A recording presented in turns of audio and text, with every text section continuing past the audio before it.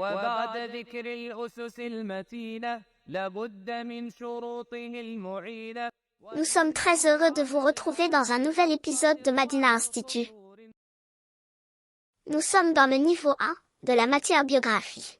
Dans ce cours, nous allons voir la description du messager d'Allah. Sachez qu'Allah vous fasse miséricorde, que le messager d'Allah, que les prières et la paix d'Allah soient sur lui, était le plus parfait des hommes, le meilleur des fils d'Adam, et leur fierté dans ce monde et dans l'au-delà. Il est Mohammed ibn Abdillah ibn Abdil Muttalib. Allah l'a choisi parmi la descendance du prophète d'Allah Abraham, que la paix soit sur lui, l'élite des créatures. Il s'asseyait avec les pauvres et mangeait avec les miséreux. Il recousait la semelle de ses sandales, il était au service de sa famille et de lui-même, il but de l'outre usée, il porta les briques avec ses compagnons pour construire la mosquée, il ne critiquait pas les travailleurs et ne les réprimandait pas. Il respectait les personnes âgées, il était modeste avec les petits, et si des enfants passaient à côté de lui, il les saluait et plaisantait avec eux.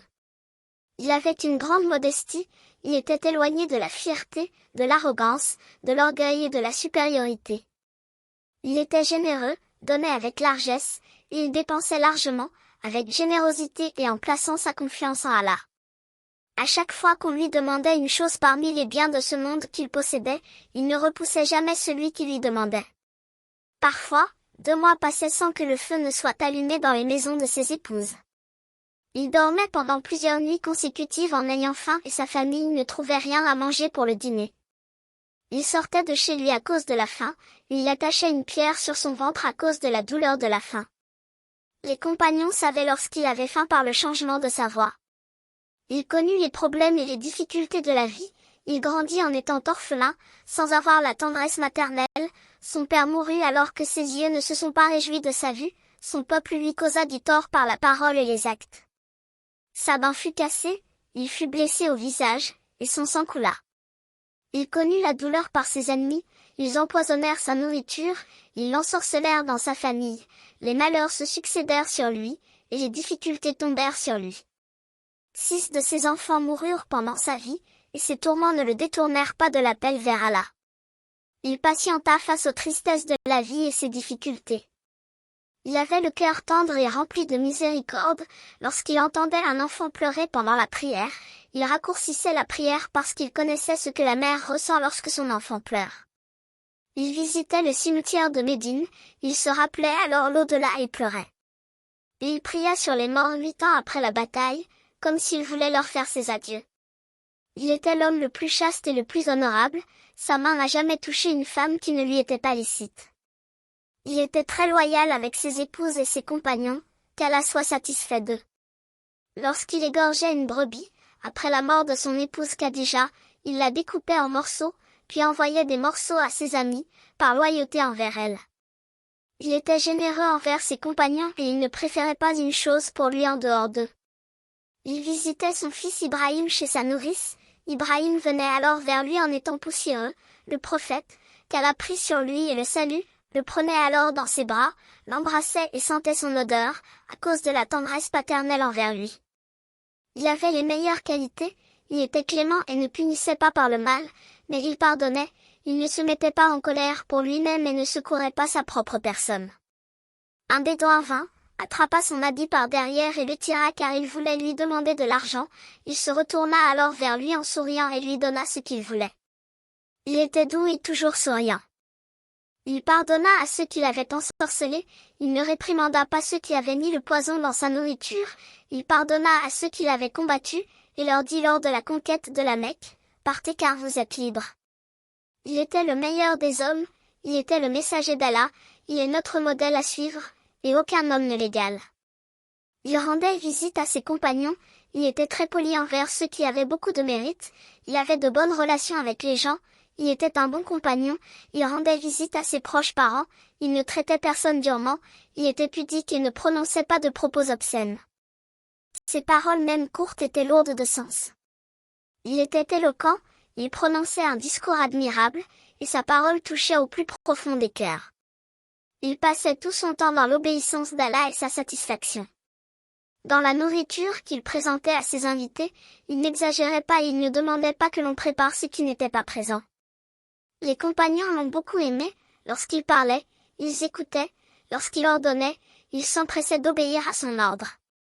Il était l'homme le plus véridique, le plus juste, celui qui respectait le plus les engagements, malgré les différentes situations dans lesquelles il se trouvait, comme la sécurité, la peur, la domination et la faiblesse.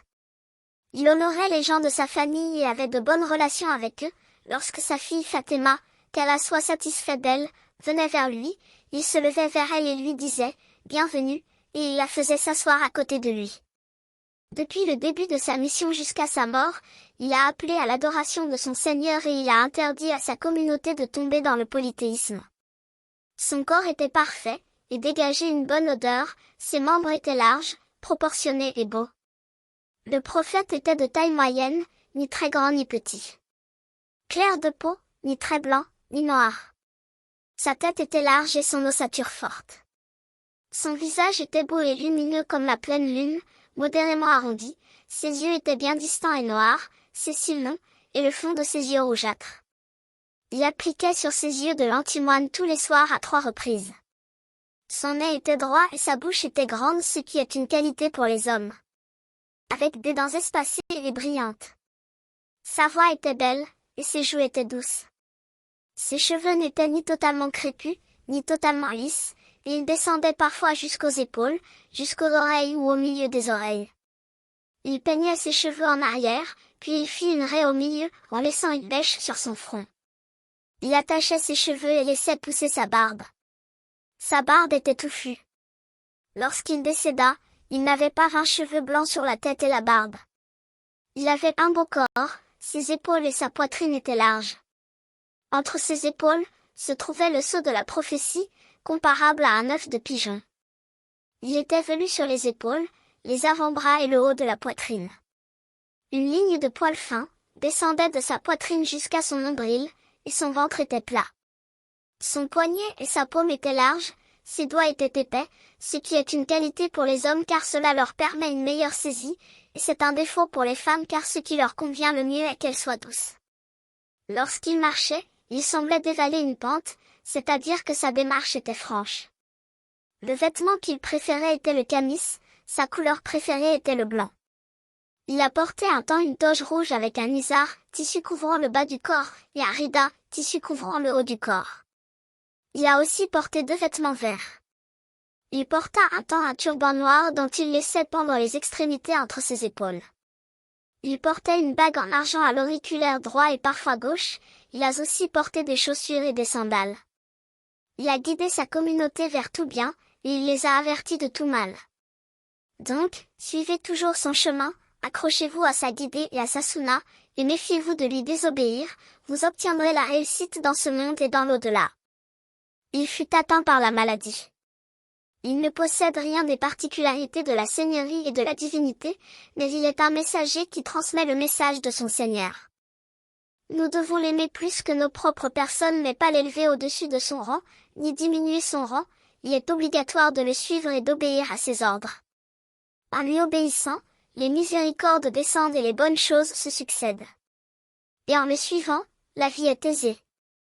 Le bonheur du serviteur dans les 2 mondes dépend de son attachement à sa guidée, la gloire est obtenue selon la façon dont nous le suivons, et le succès est obtenu en l'imitant. إن الله وملائكته يصلون على النبي يا أيها الذين آمنوا صلوا عليه وسلموا تسليما. N'oubliez pas de vous abonner et d'aimer la vidéo. À bientôt avec Madina Institute.